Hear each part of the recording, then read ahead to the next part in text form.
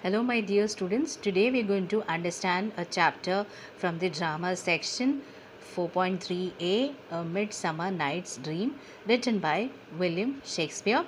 Shakespeare has been a great name in English literature, and he is a well known poet, a playwright. He has written 38 plays, 154 sonnets, and 2 epic poems. And his plays are categorized into comedies, tragedies, and histories.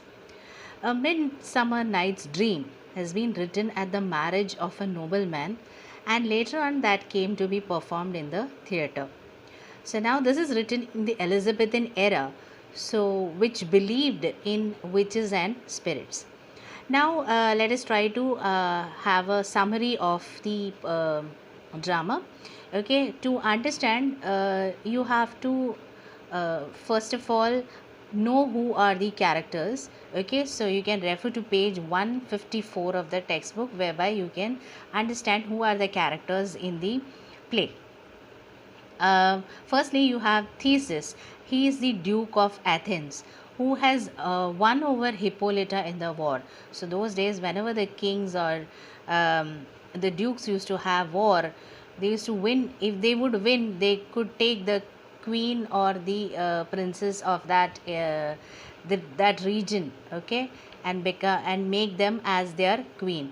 Okay, so they are to get married, and here it's a time of a big celebration. So he has ordered Philostrate. He is the person who takes care or arranges party like drinks and dances and stuff. Okay, so another character, Eugus, who is a father of Hermia, and he wants his daughter to be married to Demetrius. Okay, now this lady Hermia doesn't want to get married to Demetrius because she is in love with Lysander. Okay, now the Duke Theseus urges her that you should obey your father, and gives her three choices. Either you marry Demetrius, you become a nun, or thirdly is you will be given a death sentence if you disobey. So now Hermia has to decide. The time is given till uh, uh, the Duke of Athens gets married. So she has the time to decide till then. So now Hermia and Lysander has decided to elope, run away, okay, and run away to the woods and then get married. Demetrius used to love Helena, but then now what? God knows what has happened. He has now fallen for Hermia. Now Hermia has decided that she will win back the love of Demetrius for Helena. Now, as Helena has eloped with Lysander, Demetrius has decided to go behind her, and following Demetrius, Helena has also gone behind Demetrius. Now, at the Quince's cottage, there are the workmen from Athens, and they are organizing a play. Okay, that's called Pyramus and Thisbe. They are all making arrangements for Duke's wedding, and they all meet up in the forest for the rehearsal.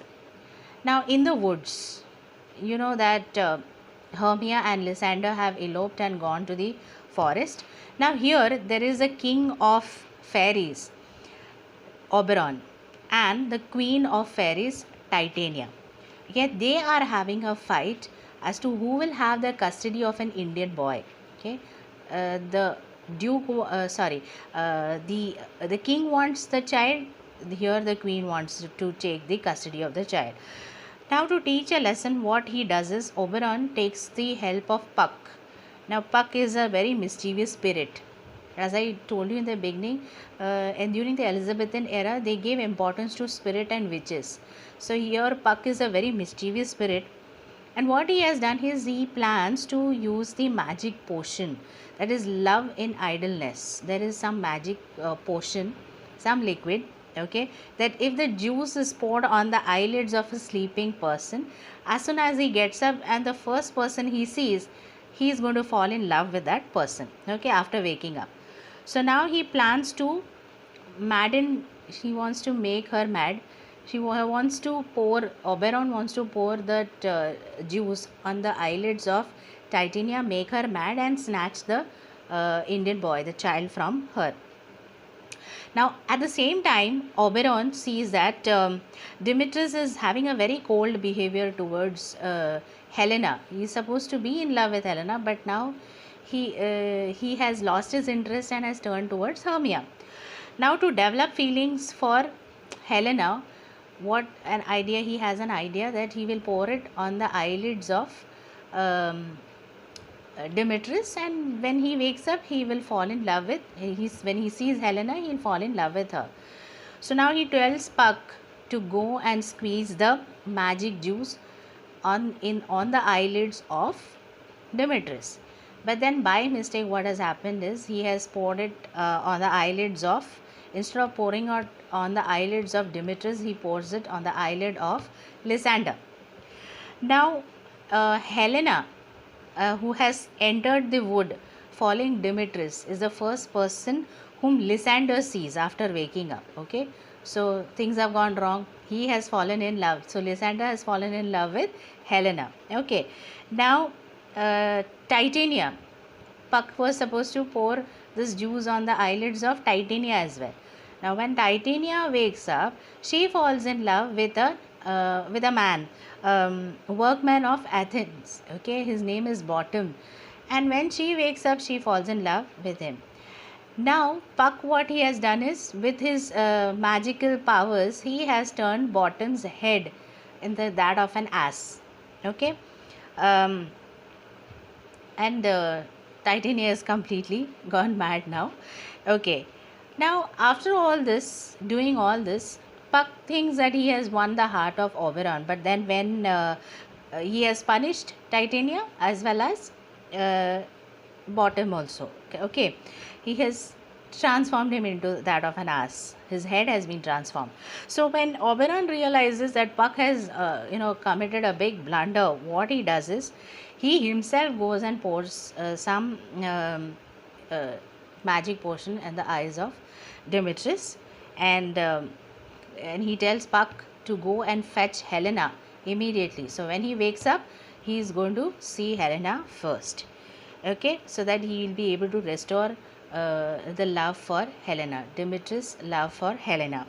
So then he also corrects the relationship which has gone wrong between Lysander and Hermia. Okay, so and then he has ordered Puck that you restore Bottom's head. Okay, bring him back to normal, and also he feels very sorry for Titania. Now, Theseus, Hippolyta, Hugus enter, and they see all these four people. They are in love. Okay, the four guys, that is Lysander, Hermia, and Demetrius and Helena. Okay, these four guys are there. He allows Demetrius, Helena, and Hermia and Lysander to get married. And in the final scene, as we know that the play is getting ready. Okay, they are all preparing for the play, Pyramus and Thisbe, which was supposed to be performed at the marriage ceremony of Theseus and Hippolyta, in the presence of Oberon and Titania, with their fairies and elves. They are all taking part. They are singing songs and dancing, and then they all bless the newly wed. So now, thus, the play Midsummer Night ends here on a very happy note. So this was all about A Midsummer Night's Dream. Okay, so I have explained you this play in a very short way. I hope you must have understood this. Thank you.